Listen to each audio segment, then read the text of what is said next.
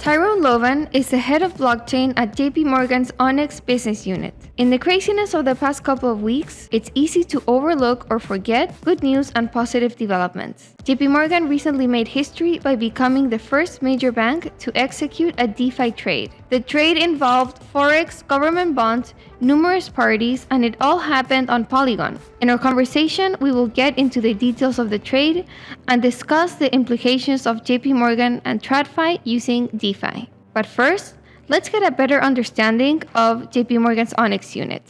Well, firstly, again, thank you so much for having me. Really appreciate it. And a week is a long time in crypto. So much has happened since we did the trade. So Onyx is JPMorgan's blockchain-focused business unit. And what that really means is we have a group of people, somewhere around 250 people, in fact, that are exclusively focused on building new infrastructure and new applications, new solutions, really, that leverage blockchain technology. The JPMorgan blockchain program actually began in 2015, so late 2015. And through the subsequent years, we really, try to work out where blockchain makes sense to apply through the lens of a large, regulated financial institution, and how we could leverage this technology, not only for ourselves, but also for our clients. And the things that we've really been focused on are how do we create better operating models, better processes, but I think most interestingly, new products, right? New revenue streams, again, for our clients and for our own internal businesses. And so through the sort of 5 or so years, I guess 7 or so years now, since we actually began the blockchain program at JPMorgan, we really identified 3 key areas that we basically had enough confidence to build this business around. And the 3 key areas are, 1, being able to exchange information related to payments in a better way and deliver really new insights off the back of that once you have a shared ledger of payments information. Secondly is transfer of value, specifically, money. And then third is the idea of tokenization of assets, traditional assets, bringing them onto blockchain and really, as I said, creating those new products. I think the underlying sort of wrapper of all of this is obviously very, very blockchain focused. And specifically in the last couple of years, really, we've centered a lot of our thinking around Web3. How do we create better solutions around identity? How do we interact with public blockchains? What are the DeFi opportunities, etc.? And so that overlay is quite an important lens for us as we think about these 3 different opportunities, really, that we're centering on. Super interesting. I think what is really kind of noteworthy about this effort coming from JPMorgan is that you are focusing on public blockchains and using DeFi and Web3 and really, going the more kind of crypto native route. I think maybe earlier on, JPMorgan was using more of like a private blockchain solution, I believe. And I think that's been kind of the direction that most institutions and traditional, financial services take when looking at blockchain. So I just think it's really notable that you have shifted towards a more kind of public blockchain approach. Like, when did this happen? Was this just like a deliberate decision to do this? Yeah, I would say we're shifting in the process of the shift as opposed to having fully shifted. So all of the products that we have today, and I spoke about these 3 sort of focus areas around information, value and tokenization. We actually have 3 private, almost actual EVM sidechains, really, that we run for each of those opportunities. And we use the Quorum protocol, which is now operated and owned by Consensus. And this blockchain protocol is actually something that we created in 2016, primarily to solve for some of the challenges that we as a financial institution have to meet when we're thinking about working on blockchain. I would say that if we, when Ethereum was first created, if it was created with built-in privacy and better scalability at the time, there would be very little reason outside of things like AML and KYC as to why we couldn't just use a public blockchain. At the time, it was really the privacy aspects and the scalability aspects that drove us to having to explore private blockchains, which we've now stood up as EVM sidechains. And so those private networks are still important to the way that we are really allowed to operate, or the way that we can operate, because we can build in privacy to them, because we can have more sort of control in terms of the congestion of the network, right? We're not sort of at the whims of some spike in activity on the chain that doesn't necessarily have anything to do with what we're doing, the business that we're doing. So they're important, but we've also, for a long time viewed the public blockchain infrastructure and ecosystem as ultimately the destination and the direction of travel. And we've been working over the past few years to actually get to that point. And we've done a lot of thinking around how we can, establish our networks to be fully Ethereum compliant, for example. So all of our code is obviously written in Solidity. We utilize, the normal ERC standards for the tokens that we create. We utilize all of the tooling that exists in the public ecosystem. And so the idea is really we want to use our existing networks as a springboard to the public infrastructure as and when we can.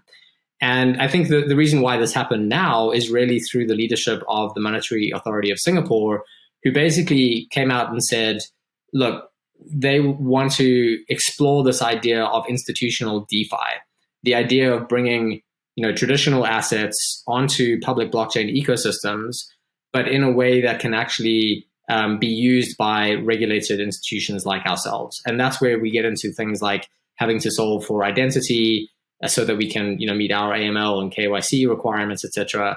But there's still open questions around privacy and around the ability to have a business transaction not necessarily be impacted by other activity on the network too negatively. So interesting. I mean, it seems like the fact that you were able to run this pilot, that at least there's steps being made to solve these initial problems that you saw in using public blockchains, right? Do you see a clearer path to actually using public blockchains while preserving privacy and have it be sustainably scalable right now than versus what you were seeing before? I think we've definitely made notable progress on the identity aspect. So going into the project, we knew that we needed to have a way of proving that JPMorgan, SBI, for example, could actually participate in these pools.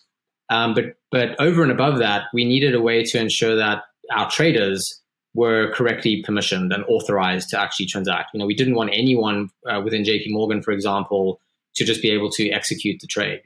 And so these were open questions around how we were going to achieve that. And we had a few key design principles that we wanted to hold to as we were looking to solve for this identity sort of challenge. One of them was we didn't want to reinvent any existing processes around KYC or being able to identify our own employees, for example. We wanted to reuse the existing identification processes. Secondly, and for me actually almost most importantly, was we didn't want to have any of the DeFi protocols make any changes on their end in order for us to interact with them in a more compliant way, right? So we wanted to sort of abstract this identity, this identification and the identity verification from the DeFi protocol itself. And I think especially over the past month or so, this conversation is really important as people have been talking about regulating DeFi front ends and having KYC checks on the DeFi protocol. We think that there's actually a cleaner way to do that, and that's what we really proved through the project. The third is that we wanted it to be really easy and frictionless for our traders, right? For them to utilize a DeFi protocol, we didn't want them to have to go through a whole lot of steps to be able to do that. It needed to be a sort of easy trader experience for them, and so we baked that into essentially an institutional wallet that we created in the project, but it was really centered around this idea of can we have stronger identity before we interact with an identity verification before we interact with these DeFi tools. Okay, so summarizing the key three things that you had as requirements for this trade were to have an identity system in place for those executing the trade, to have DeFi protocols maintain their current structure, to not have to do anything in order to work with you guys, and to have it be just, easy to do for your traders. Yeah, I would say on the sort of compliant access component of the project, those are the three things. In addition to that, we wanted to prove that we could use, tokenized traditional assets, real world assets like deposits. And we also wanted to, clearly utilize the public blockchain infrastructure to the extent that we could.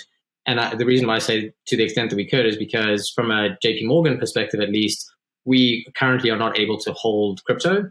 And so we actually had to make all of our contracts meta transaction compliant so that we could enable gasless transacting. So we had a gasless provider that sort of stood in the middle of us and Polygon, and that enabled us to actually transact whilst not necessarily having to hold crypto ourselves.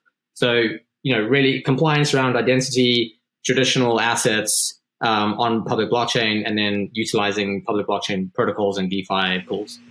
That's so interesting. Why was it important to you to use a public blockchain to do this?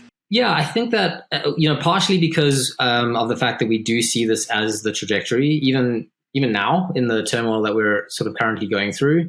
There are just, at scale and with some of these challenges solved for around privacy, for example, what you have with a public blockchain infrastructure is a persistent settlement rail, right? Something that if everything, works correctly, which it for the most part does in, ecosystems like Ethereum, you have this infrastructure that is fully persistent, always on, highly available and redundant. And that means, that's a really good place to be if you're looking to, settle financial transactions, for example. And then you overlay the additional important aspects around transparency and ensuring everyone is actually viewing the same, source of truth, as it were, because those types of things start to break down a lot of the complexity that we have around post-trade processing. Once a trade has actually happened, there's a lot that happens in the back end, in the background, to settle that trade, update and exchange ownership of the specific asset. And if you can do that in a programmatic way using smart contracts, then you can really, really simplify that. And then you overlay on top of that the composable nature of things like DeFi tooling and DeFi protocols. You can start to actually build new products much more easily. The innovation happens much more quickly. And I think that just accelerates the types of products that we could offer or that others can actually offer that we can start to provide liquidity into, for example. So there are lots of reasons as to why public blockchain makes sense. And, one that I didn't mention is just the fact that when we look at what's happening today in the sort of permissioned blockchain space, we are seeing quite a lot of fragmentation, and that's just going to grow over time. You're going to have liquidity fragmentation. And I think if you can get to this point where we can utilize public blockchains, that potentially could be reduced. Obviously, there is still a decision to be made in terms of, which L2 or which sidechain or even which L1 is going to be used. But I think it becomes an easier problem to solve almost. Aave's latest deployment, V3, was launched on 6 networks and introduces new features like isolation mode, efficiency mode, and portals. Explore the protocol at aave.com, and if you're building in the ecosystem, apply for a grant through aavegrants.org. JPMorgan's first DeFi transaction took place on November 2nd of this year and was facilitated by Project Guardian of the Monetary Authority of Singapore. The trade had a lot of moving pieces and was rather complex. Tyrone will now get us behind the scenes and take us through the step-by-step. Yeah. Okay, where to start? So we started with 2 assets that we wanted to exchange, really. So on the one hand, we had Singapore dollars, and on the other hand, we had Japanese yen. So we actually tokenized Singapore dollar deposits. And this is a term that most people won't necessarily be familiar with, but a deposit, a tokenized deposit, is really a liability of the bank. It's a liability of JPMorgan. When you open up a bank account somewhere, your bank, basically you have there's a liability that you have that gives you the right to go and withdraw the amount of money that you deposited, right? And so this is exactly what we established with through Project Guardian. Tokenized deposits. This is a different construct to a stablecoin. A stablecoin is fully reserved, and there's a lot of merit around doing that, because people feel very confident that this asset that I hold on chain is fully backed by some real world asset that exists off chain, and at any point in time I can go and redeem, which is great. And obviously it's that has solved a very clear problem in the crypto space because of volatility of cryptocurrencies. The challenge with stablecoins is when we actually think about processing and payments at scale. So to give you an example, JPMorgan currently processes $10 trillion worth of payments every single day. To put that into perspective, that's the entire crypto market as of today every 2 hours. So every 2 hours, we're processing the entire value of the crypto market. And actually, it further translates to processing the entire value of USDC every 10 minutes. Or every 6 minutes, something like that. So the scale that we have to operate at when we think about traditional finance is vastly different to the scale that the crypto ecosystem is at today. And when we think about the stablecoin model, if you're going to have to lock up literally trillions of dollars of assets, to fully reserve them, you're actually sucking a lot of liquidity out of the system, and it becomes very difficult to create money, new money supply and credit extensions for loans, mortgages, car loans, et cetera, et cetera. So we think that actually having a tokenized deposit model where you still have all of the guarantees of getting your $1 out for every dollar that you hold in token form, that this can scale in a much better way. Now, the obvious thing that's important here is you are reliant on the credit risk of the bank, right? You need to make sure that this bank is stable, not going to, not be able to return your assets. But that's where we have important things like regulation that ensures that, in the US, for example, you're FDIC insured up to some amount, and typically you will be able to get your value out. So important point here was a tokenized deposit as opposed to a stable coin. Can I just follow up on the tokenized deposit? So simplifying how this works is, and this was tokenized deposits of Singapore dollars, right? Okay, so the JPMorgan branch in Singapore, I guess, right, received deposits from clients in Singapore, and then in exchange for those deposits, issued a token which gave those users the right to exchange those tokens back to Singapore dollars, at a 1-to-1 rate whenever they wanted to get their money back. Is that how it works? That is essentially correct. There's like a few nuances in terms of how the tokens are actually created in the first place, and the right way to think about them actually is bearer instruments. The token is the deposit in actual fact. But yes, what you described is correct. You as a holder of that Singapore dollar token has the right to go and exchange that for actual Singapore dollars at JPMorgan. Okay. And the reason why this is different from a stablecoin is because the JPMorgan is not required to be actually holding Singapore dollars in its, account at all times. Like it can go and, use those funds in other ways. That's correct. So the world today works on a fractional reserve banking system, right? So as a bank, we will hold some amount of money at a central bank, and then for every deposit that we take, we can potentially utilize some of those funds to extend credit elsewhere, as I said, like car loans or mortgages, etc. So this concept obviously is quite jarring in the crypto space because there is an inherent trust that you have in the bank that you're going to actually get your deposits back. But it is important to note that this is how the world works today. And as I said, it's important to be aware of the credit worthiness of your bank. We think that JPMorgan is a very reputable institution in the world, clearly, and that your deposits are extremely safe. We have trillions of dollars of assets on our balance sheet. And so there is actually essentially zero risk when in this model. But as I said, the reason why it's actually important is because we're thinking about this at scale. We're not thinking about the current crypto environment. We're thinking about what does it look like if we need to be processing that $10 trillion worth of payments every single night. And that's just on the payments front. That's not even looking at like the size of our markets business, for example.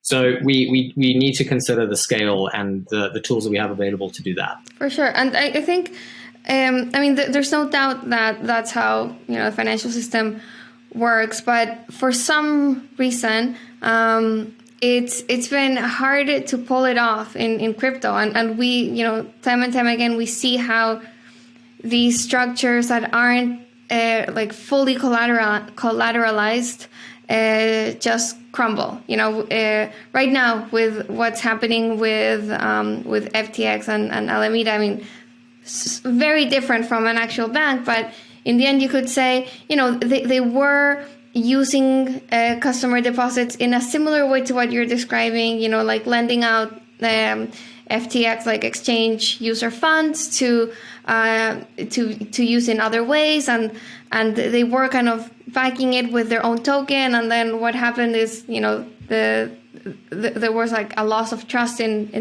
FTT, and like everything collapsed.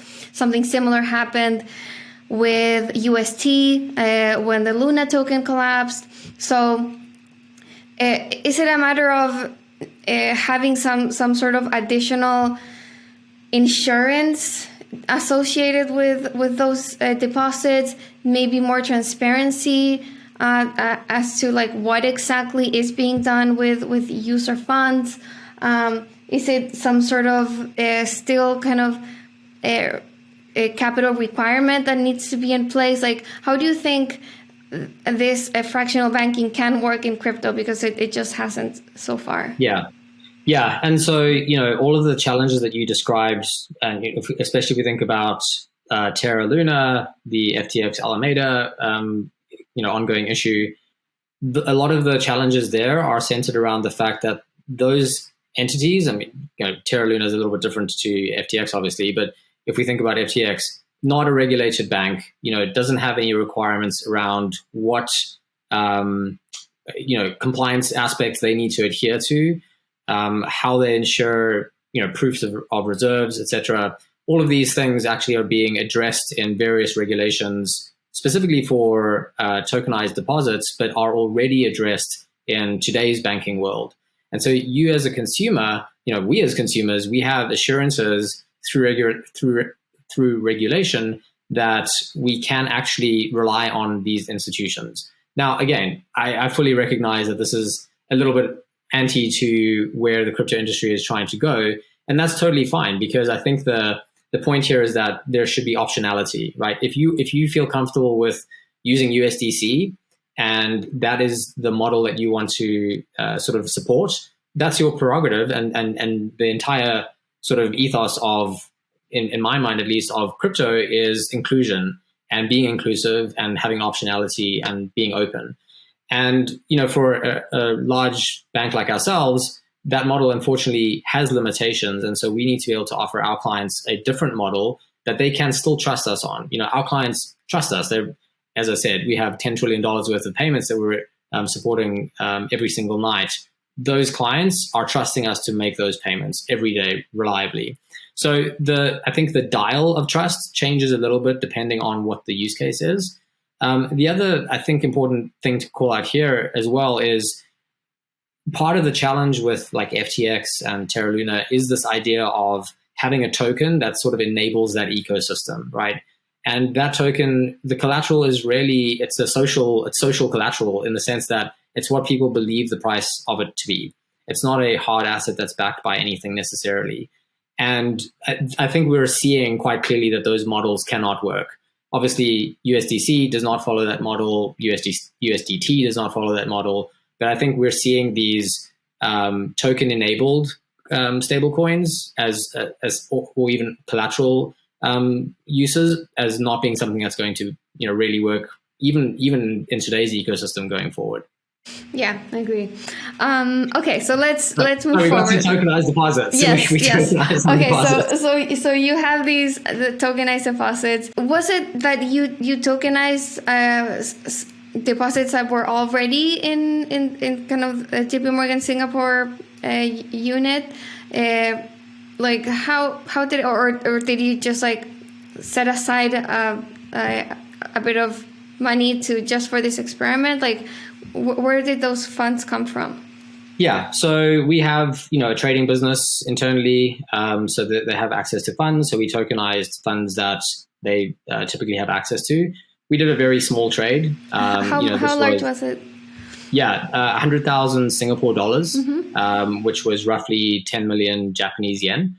And part of the reason we actually wanted to do a transaction that was significantly more than that, but part of the reason why we kept it small was because we wanted to make sure that everyone was comfortable with what we were doing from a controls, risk, compliance, audit, legal, regulatory perspective. And obviously, when you start to reduce the value of a transaction, people just naturally get more comfortable. If something goes wrong, it's not the end of the world. So we tokenized $100,000 of Singapore dollars. SBI, who is the other party to the live trade, tokenized the equivalent amount in yen, so about $10 million of yen. And this is where we actually get into the transaction itself. Now, in normal life, what this looks like is just an FX transaction, like a spot transaction, right? You're swapping Singapore dollars for yen. People ask, well, why do you think you need to use public blockchain for that? The FX markets work fairly well, which is true. But again, what we were trying to actually understand here is, could we use DeFi to simplify not only the trading aspect, but also the settlement and the post-trade processing? As we know, when you're actually transacting through a DeFi pool, the trade is the settlement, right? There's no sort of post-trade reconciliation and trying to move assets around. It all happens atomically. And so that's some of the things that we wanted to actually explore. Another sort of weird thing, I guess, here that we ended up doing was we used Aave for this transaction. Aave is obviously not an FX protocol, right? Like Uniswap. But we used Aave because it already has the ability to provide some permissioning through the Aave Arc, concept that they have. And so this was already made out the box sort of deployment that we could use to provide some level of permissioning so that we could ensure that only JPMorgan and only SBI could actually participate in this transaction. And then what we actually did for the transaction was JPMorgan deposited the 100,000 Singapore dollars into the Aave pool. We obviously had to set up the pool in the first place. SBI deposited the 10 million yen, and then JPMorgan borrowed basically the full amount, the 10 million yen, and SBI borrowed the 100,000 Singapore dollars. And so the net effect of all of that is that we started with Singapore dollars and we ended with yen, and SBI started with yen and ended with Singapore dollars. And that's essentially an FX transaction. And then we reversed that. Web3 is weighed down by fragmented experiences, becoming more of an obstacle for users rather than a warm invitation. Core seeks to erase these points of friction. Built by the team behind Avalanche, Core is an all-in-one command center for Web3, supporting Avalanche, Ethereum, and Bitcoin, a rich ecosystem of dApps, Bitcoin and Ethereum bridges, NFTs, subnets, and more. Download the Core browser extension to get started and connect to the core web to unlock additional features at core.app. Tyrone mentioned that JPMorgan borrowed 10 million Japanese yen to execute the trade with SBI. Why did they have to borrow instead of executing a clean swap between Singapore dollars and Japanese yen? Yeah, really simply because Aave doesn't have that capability. It's not an FX protocol like Uniswap is. And unfortunately, just in terms of where we were at the time, Uniswap doesn't have currently, at least, this sort of permissioning aspect. So it would have been a little bit more difficult for us to actually build in some of these compliance checks that we actually needed. But this is also, an important part, because I spoke a little bit about the fact that we had this identity aspect, right? The ability to identify who was actually participating in the pools, but also identify the traders themselves. And we used something called verifiable credentials for this. Verifiable credentials are an emerging standard. We've actually been working with them for probably about 3 years now. The standard itself has been evolving over that time, and so we've been, keeping up with it. But we used verifiable credentials to provide fine-grained access control to these DeFi pools.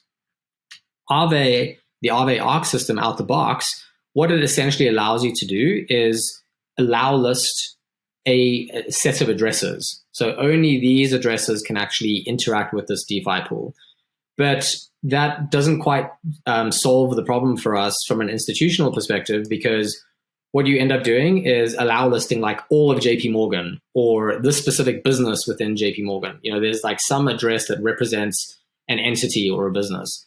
But we needed to get much more granular. We actually needed to prove that this specific trader was allowed to participate in this trade. Like, I shouldn't be able to, I'm not on the trading desk.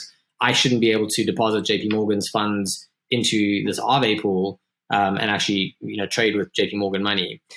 And this is where the verifiable credentials piece comes in. And in my mind, some of the most exciting work that we did. We built an on-chain verification system, basically a series of smart contracts that can verify or validate verifiable credentials, validate the accuracy of them. And the specific example here is our traders were issued a verifiable credential that says they are an authorized trader. And JPMorgan, for example, was issued a verifiable credential that said we're an authorized entity for this particular pool. And then when the trader actually came to doing the trade, depositing the liquidity or, actually doing the borrow lend, they had to attach their credentials to the trade instruction. So you've now got the trade itself and the identity information all traveling at once in one atomic unit on the blockchain and being verified prior to the transaction actually hitting the Aave pool in the first instance. And so now you're a verified trader, you attach your credential, we have this on-chain verification system that says, yes, you're good to go, at which point the trade actually happens. The flip side, of course, is if you don't have that credential, you're unable to actually interact with that, in this case, the Aave protocol.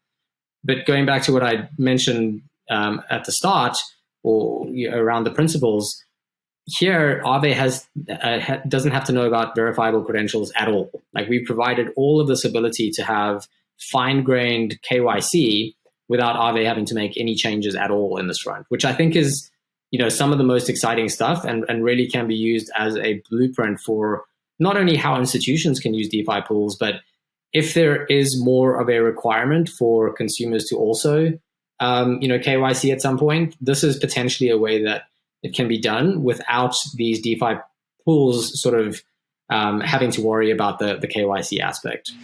That's super exciting.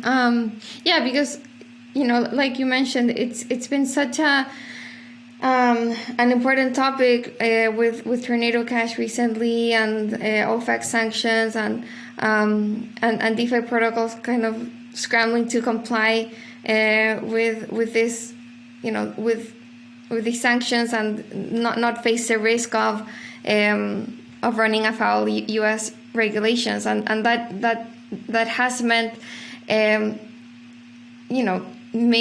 censoring DeFi front ends, which is something that is not, goes against kind of the very principles of DeFi. So if you can have some KYC, an identity process that allows you to still have these permissionless protocols, I think it's a huge development. It's a really big step. I think so. And the last thing I just want to add on here is, because the verification happens on chain through smart contracts, that means that those acts of verifying some identity credential can become fully reusable and pluggable.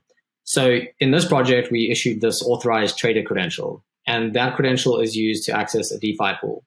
Well, we have the ability to verify that credential on chain now. So why can't another process, another dApp, utilize the same verifier and now know how to verify an authorized trader, right? If we were doing a bilateral trade, for example, with SBI instead of through this DeFi pool, they can actually just use exactly the same verifier to ensure that they're actually trading with someone who's compliant without actually any of that trader information being stored or submitted onto the blockchain. And this is a really important part.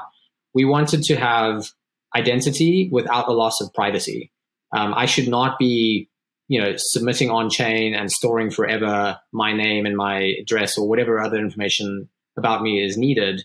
That should all be mine. That should all be private to me. And that's where verifiable credentials, I think, really shine.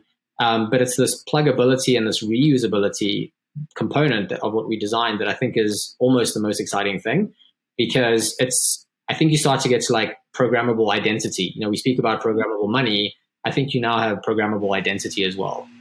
So cool. And how does it work? Like who issues the credential? Like, was it JPMorgan had to give the trader his like badge to do this trade, and how would this work for just like a regular user that wants to KYC or I don't know, how do you see it scaling? Yeah, so in any identity model, in any identity model that can be trusted, I think ultimately you need a set of trust anchors, identity authorities. This is how our world works today. Your passport is issued to you by your government. Your driver's license is issued to you by your, motor vehicle licensing agency. Your employee status, or my employee status, is issued to me by JPMorgan. They are the authority and the identity authority of that specific piece of information. So in the project specifically, exactly how you described it, JPMorgan is the one that issues this credential to our traders to say you are authorized to trade on behalf of JPMorgan. But we actually embed within that credential the fact that JPMorgan itself is an authorized entity, right? So we're not like saying any random entity in the world can now go and create these credentials and you just have a free-for-all. There has to be some level of sort of trusted authority that says, yes, you are allowed to participate. I think how this works at scale is there will need to be over time a set of standard identity authorities that can issue these credentials to people. So maybe over time it is your government that issues you a verifiable credential that says you're a citizen of whatever country. And in actual fact, Europe is already making a lot of progress on this front. There are regulations coming in the next year or so that essentially will ensure that any citizen within Europe has access to a digital wallet so that they can have digital identity credentials. Now, this is not something that necessarily will give them sort of surveillance control over you. That's not how Europe, at least, is setting that system up. And some of the guarantees around that are the fact that they're actually supporting this idea of verifiable credentials, which are fully off-chain, privately held credentials that you, as the person or the entity, have the rights to share with whoever you want, only the information that you want to share. So it really is user controlled. But I think the scaling aspect does need these identity authorities to actually, come into play. And there are already, lots of efforts around this and some notable authorities globally that are actually coming into the space to do this today even. And so if you already had this verifiable credentials assigned to the different parties, then why did you need Aave Arc in the first place? Well, one, we wanted to do a trade through a DeFi pool, so we didn't want this to be just a bilateral transaction. No, but I mean, like, why? Like you mentioned, you couldn't use Uniswap. Yeah. So one was just the permissioning of the entity itself, right? So if you think about a DeFi pool that exists in the world on public Polygon or Ethereum, right now there's actually nothing. You and I can go and stand up a pool of 2 tokens that we want to swap. There is nothing stopping anyone from depositing liquidity into that pool and trading against that pool, right? So what the Aave Arc model actually allowed for was essentially putting up sort of guardrails around that to say not anyone can actually interact with this pool. The reason why this is important is because what we have tried to solve for in this project through Project Guardian is the idea that we may not necessarily know who we're trading against, but we know that we're trading against someone that has been KYC to some standard, is a known actor, is not on a sanctions list, for example. And so we can keep some level of anonymity perhaps, but with the assurances that we're doing business with a well-known actor. And you need that sort of base layer sort of guardrails around the DeFi protocol in the first place to get to that.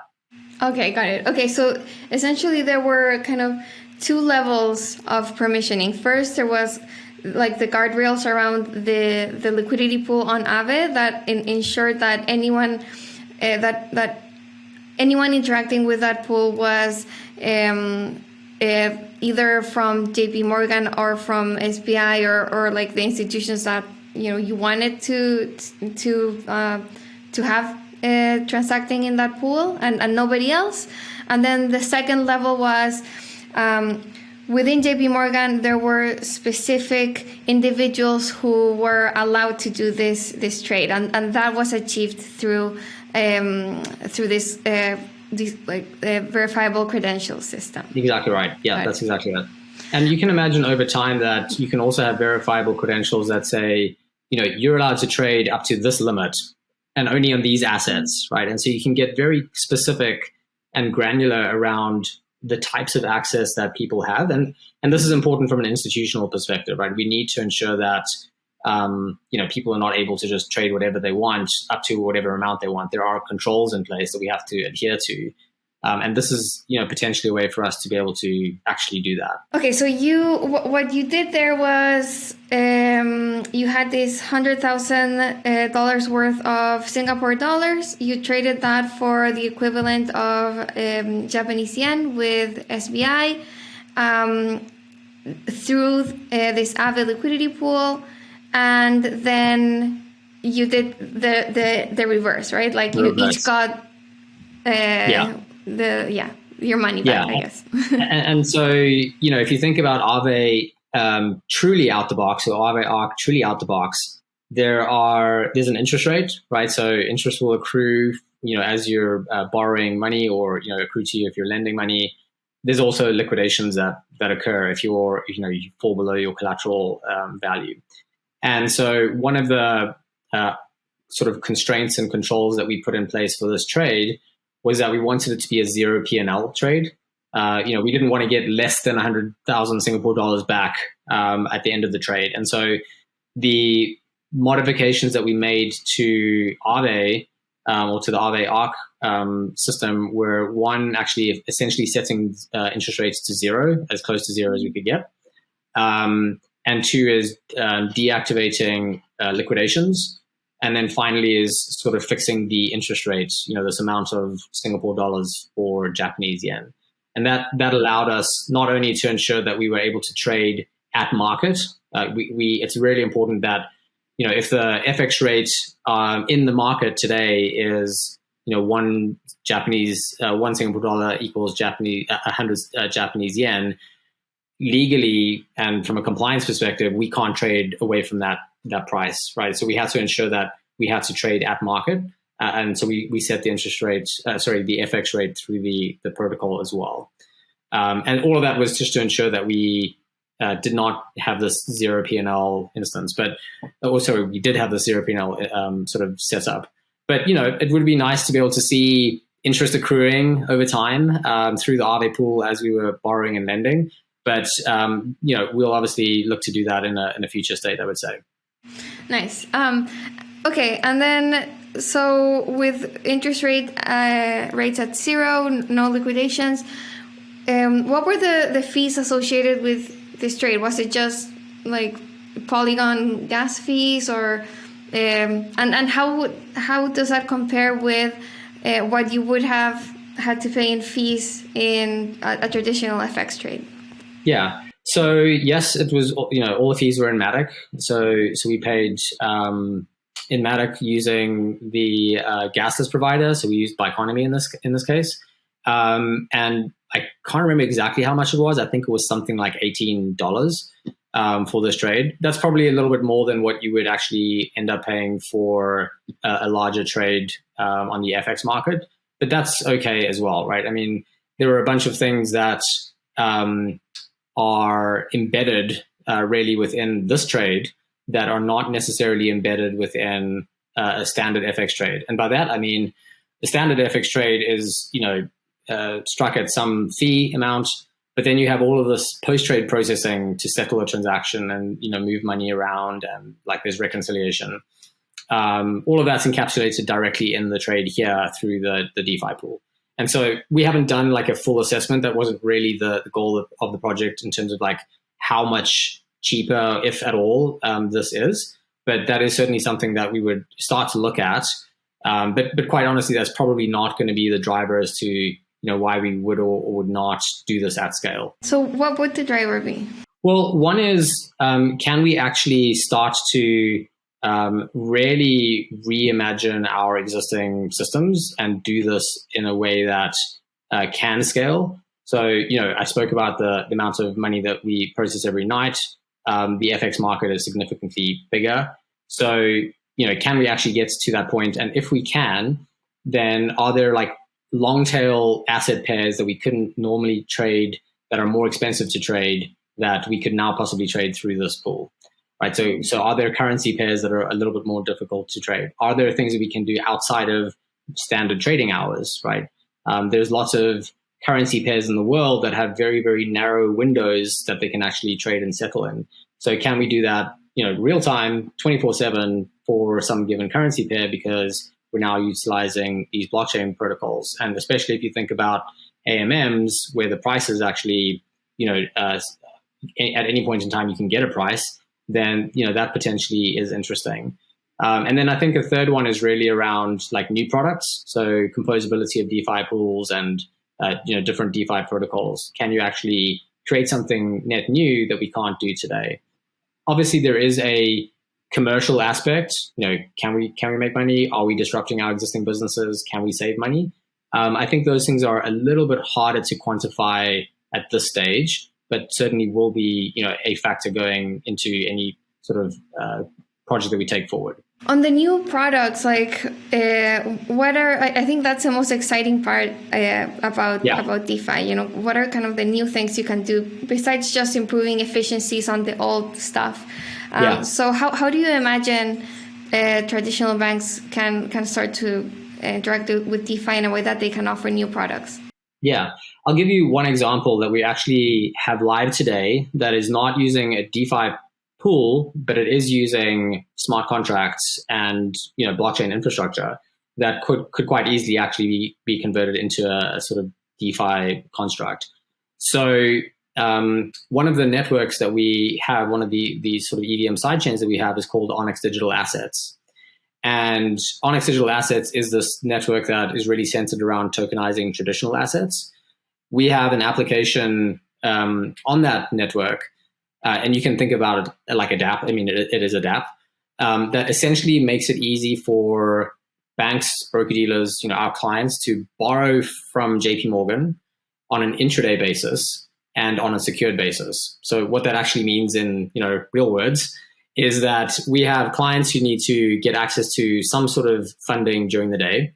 Let's say they want to borrow $500 million from JPMorgan. And right now, the way that they do that is by drawing down on a credit line, which can be costly, especially when they have to hold assets on their balance sheets in case of times of stress. They need to prove that they can actually repay to JPMorgan. So what we actually set out to do was to create an intraday borrowing facility that allows for our clients to put up collateral. And by putting up collateral, they can actually borrow at a cheaper rate. And the way that we did this was we used what is called a repurchase agreement, which is very standard financial instrument. It's one of the largest markets globally, the repo market. It is basically core to the sort of global financial system. But the challenge with a standard repo is that it only settles either overnight or term, like 2 weeks later or some other point in the future. It's not a financial instrument that actually settles and matures on the same day. And so we developed a system and a set of smart contracts that means you can tokenize some assets, like US Treasuries, for example. You can put up those assets as collateral, and then you can borrow tokenized money off the back of that. Now, that sounds very similar to what Aave does, right? I mean, that's basically the same construct. We haven't used a DeFi pool. This is all happening on a bilateral basis. But that is an entirely new product that did not exist in the world and could not exist in the world because of the fact that our systems and processes today don't actually allow for you to borrow money from me in the morning and return the money to me on the same day, and for you to get your collateral back at the end of the day. We're doing $1 billion a day through this product. We're just on coming up on $500 billion of traded notional through this application. And that is real money that's moving every single day using blockchain and smart contracts. These are ERC20 tokens that potentially over time could be even further streamlined through something like a DeFi pool. That's so interesting. And what kind of clients are using this? We have banks and broker-dealers that are using this. We have a number of asset managers that are looking to onboard onto the platform as well. And they're using it for their intraday financing and funding needs. And that's in the US? US right now, but actually just expanding to Europe and Asia. So we announced Goldman Sachs is on the platform, BNP is on the platform as well. There are a number of other banks and other financial institutions that are in the pipeline to come on board as well. And I think the really important thing here is that this is one product that they have access to, but because they're now on this shared blockchain infrastructure, they also get access to other products that we create as well, right? You start to really get these network effects and be able to use tokens that have been created in one dApp over in this other dApp that is being established and created for some other purpose. So you have Goldman Sachs tokenizing assets to use as collateral and draw credit lines, over. And do they have to pay them back on the same day? Like how does it work, or does it depend? Yeah, no, exactly that. So the construct is it's an intraday trade. So Goldman will tokenize US Treasuries, for example, in the morning. Let's say they tokenize $1 billion of US Treasuries. They will then post those tokenized collateral assets as collateral. And then JPMorgan will post, in this instance, JPMorgan coin, which is a tokenized. Basically, it's actually a blockchain-based bank account, so they have access to these funds on chain. Goldman will then use those funds for whatever they need to do during the day, and then once the trade matures, say 3 or 5 hours after the settlement, the swap will happen in the other way. So they will get their collateral back, and we will get our cash back. And would they need to exchange JPMorgan coin for dollars, or how would that work? Yeah. So right now, they would, because they're looking to actually make payments outside of the system, and so they would effectively redeem that amount of JPMorgan coin for actual dollars. Those dollars would be available in their actual bank account at JPMorgan. and then they can go and make a regular way payment. You can imagine over time, as more institutions come on, that you don't even need to redeem out of JPMorgan coin or out of whatever the tokenized deposit is. You could potentially just make those payments directly on blockchain. And right now, I imagine that's happening on the private chains, right? On the Quorum side of things. Yeah, correct. Some of the reasons for that are really around regulatory challenges and also privacy. So ensuring that we have exact definitions of what these tokens are, what happens in the event of default, how those tokens are actually treated and handled and processed, that we can ensure that, you have title over the actual underlying assets if you hold the tokens. A lot of that actually requires quite a constrained boundary in which to operate so that legally at any point in time, what these assets actually equate to. And so for now, there are, reasonably strong reasons why those types of trades need to happen on a permissioned sidechain. But, this is part of the reason why we're taking this step with Project Guardian, is because we want to explore how this could actually look on a public blockchain. Due to regulatory and privacy concerns, JPMorgan is currently running their DeFi experiments on a permissioned sidechain. What's the likelihood that they'll shift from private infrastructure to a public blockchain? It's going to take time. It will take time. We still have not solved. I mentioned privacy a number of times. We still do not have that fully solved for.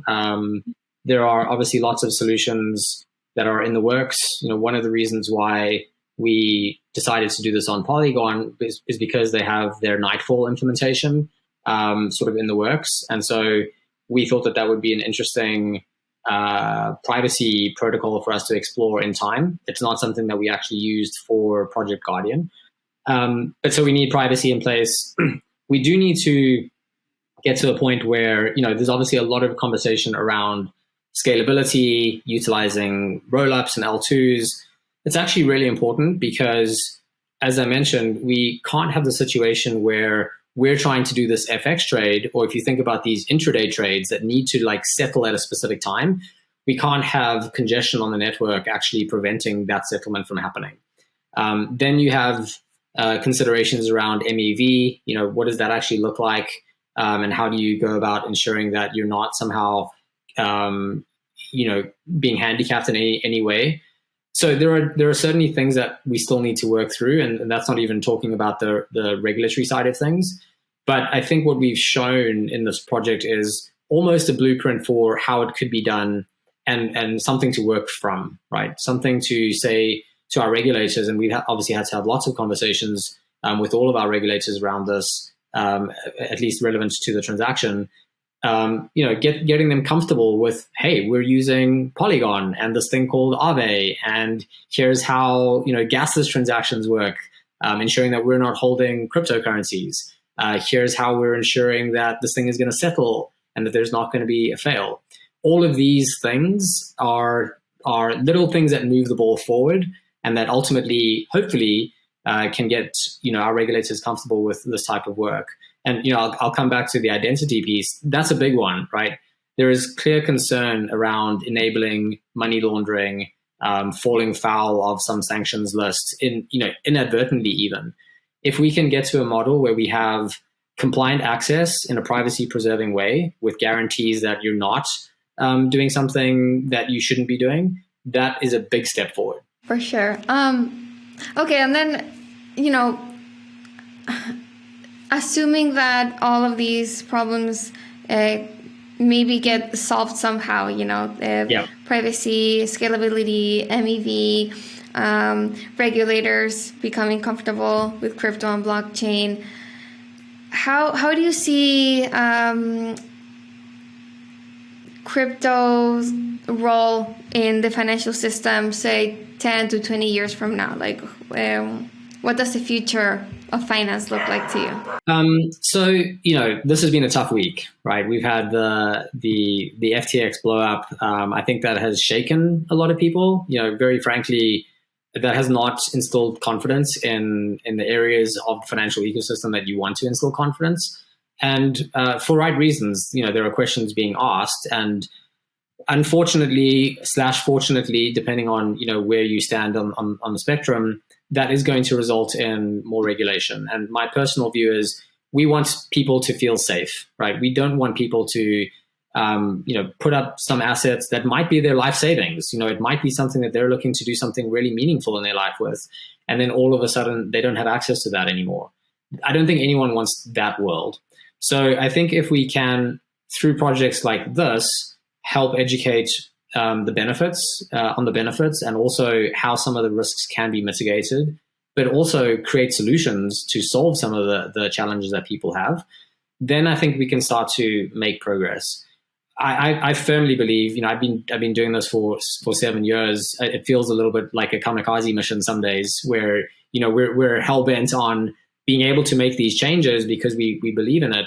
And I do firmly believe that we will get there. I think the future of finance is going to have a very strong blockchain element to it for settlement of traditional assets, for payment rails, for businesses, actually running their infrastructure on public blockchain. I'm not super clear on exactly what happens to the crypto aspect, meaning the crypto markets. I think that, and also, personally, that's not the most interesting thing for me. I'm very interested in these new use cases that we can develop, and I'm less interested in the price of any given asset. And I think that crypto as an asset will have some place, but I think the jury's out in terms of how big that can be. I don't really have a doubt right now, at least, that blockchain and the infrastructure that the public ecosystem is creating is going to be important and a big part of finance in the future. Such an interesting take, and I was thinking, this kind of, I don't know, it's become kind of a cliche for some people to say blockchain, not crypto, and it's such kind of like an old criticism of crypto, and to me it's just a very kind of narrow-minded way of looking at the space, but you've given kind of it a new spin, because traditionally when people say blockchain or crypto, they're what they're referring to is usually kind of just like private blockchains, or like stripping all of the tokens and digital assets from the equation. But in your case, what you're saying kind of is exciting and will work is blockchain, but in a much kind of broader sense. It's public blockchains and maybe not kind of cryptocurrencies like Bitcoin, Ether, but digital assets that are linked to kind of real world assets. So it's an interesting take on that. I would add one sort of slight nuance there, which is maybe something like blockchain enabled by crypto. And by that, I mean, on public blockchains, you absolutely have to have a cryptocurrency for the network to be, for the incentives to be aligned, right? That, like, they just do not work in the public sphere without that. And so that is always, as long as there is blockchain in the public ecosystem, there will be cryptocurrencies to enable that. And that's, I think some of the greatest inventions that we've seen is exactly that, right? Being able to incentivize behavior economically through these cryptocurrencies. I think where the story of blockchain gets a little bit lost is in like the token projects that are fly by night, trying to create get rich quick schemes, poor governance around centralized actors, that is really like tainting the space in a way that is not helpful and not actually necessary, and I don't think going to be part of like what the future looks like. So I do see public blockchains enabled by cryptocurrencies supporting really strong use cases like some of the ones that we're looking at now. Absolutely. Yeah. Such an interesting conversation, Tyrone. Thank you so much for joining me today in the middle of this just craziness that's happening in the market. Again, like super refreshing to hear you talk about some kind of real use cases, real institutional adoption of DeFi, and yeah, like really excited to see what other kind of experiments you do, and you know, what other use cases you're enabling with within JPMorgan and other institutions. So thank you so much. I really appreciate it, and you know, happy to hopefully have shared some insights that people might find interesting, and yeah, just great to chat. So thank you.